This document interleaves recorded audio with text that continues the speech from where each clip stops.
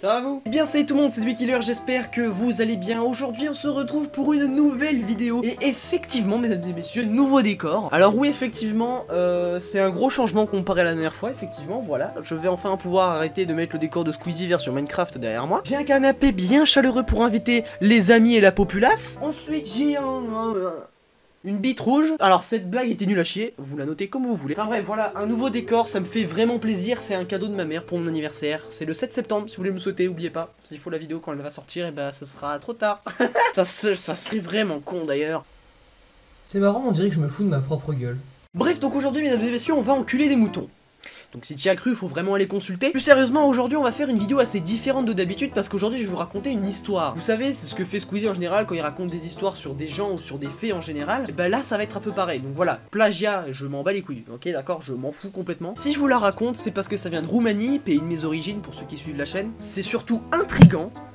Le micro, tu te calmes. Et on sait même pas si tout est vrai ou tout est faux, mais ça penche plus vers le vrai parce que ça a été carrément à la télé roumaine et tout. Vous allez voir, je vous raconte, sans plus attendre, on y va.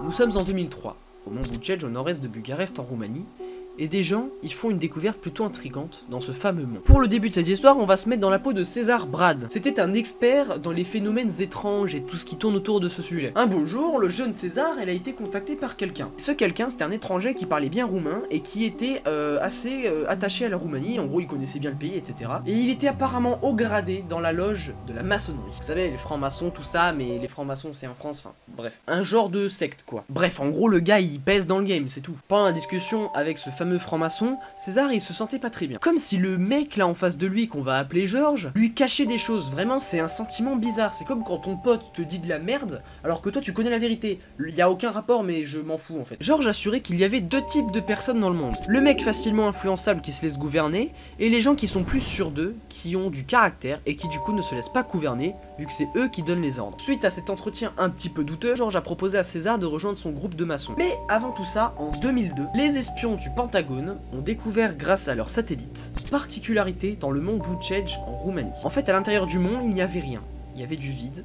Il y avait un truc qui n'était pas reconnu par le radar. C'est comme si le mont n'était pas naturel, comme si c'était qu'une simple couverture pour cacher quelque chose à l'intérieur. Les scans du satellite, ils vont révéler plusieurs choses. Des éléments dotés d'une énergie créée par des êtres vivants connus ou inconnus. C'est quand même incroyable. Parmi ces éléments, il y a un mur et un dôme. Un an plus tard, du coup on retourne en 2003, une équipe d'intervention accompagnée de César et Georges vont dans le mont Bucege. Ils percent une première barrière énergétique et ils atteignent une première galerie, qui était similaire à un tunnel de métro. Ils traversent cette galerie et une fois au bout, il y a une porte de pierre massive. Un membre de l'équipe va pour toucher la porte et il meurt d'une crise cardiaque.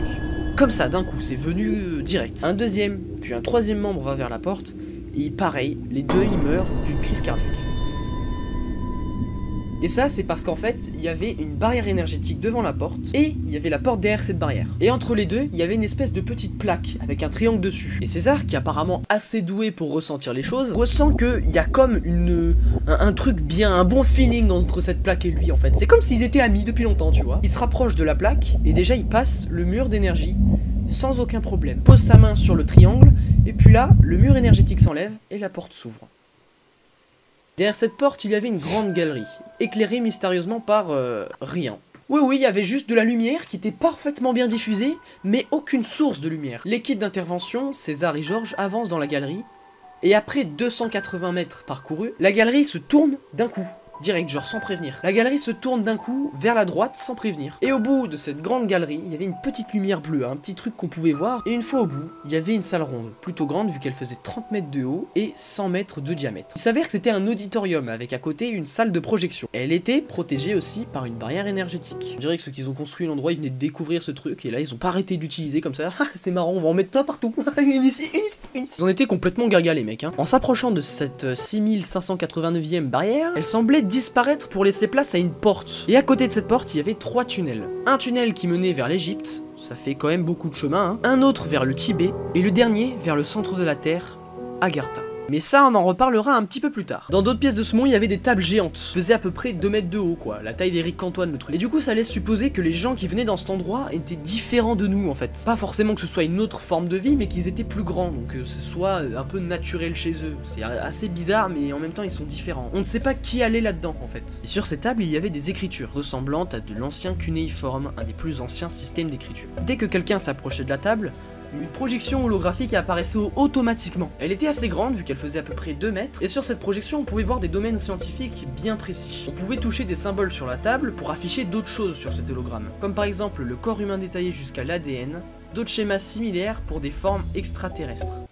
Ouais, ça va assez loin, faudrait peut-être se calmer là. Mais revenons sur l'éventuelle existence des géants là, dans cet endroit. On en a pas assez parlé là, on va revenir dessus. Un squelette a été découvert en Roumanie par Vasil Roudan, et il mesurait environ 2,40 m.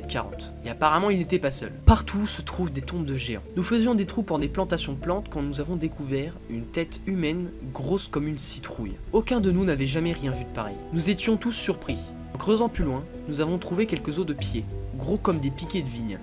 L'un des morts a dû être très grand. Et si on continue de parler de cette fameuse salle de projection, parce que franchement il y a plein de mystères qui tournent autour d'elle, on peut aussi noter qu'elle contient des informations concernant l'univers, comme par exemple la physique, l'astronomie, la religion, et j'en passe. Il y aurait même un dispositif au milieu de la salle qui permettrait d'améliorer certaines capacités de notre cerveau. Plus en plus chambé vos histoires là, faudrait peut-être, arrêter, exactement oui. Mais c'est pas fini, on dirait la pub de SFR, c'est pas fini. Il y avait aussi des affichages concernant Jésus et sa crucifixion, avec des preuves que certaines personnes ayant assisté à l'événement venaient d'une autre période de l'histoire. Et un des 3 tunnels dont nous avons parlé tout à l'heure menait vers Agartha, ça je l'ai dit. Mais George et le gouvernement américain ont demandé à César que ce tunnel reste secret, puisqu'apparemment il amènerait vers Agartha, qui serait une preuve comme quoi la Terre serait creuse, et que toutes les planètes seraient creuses.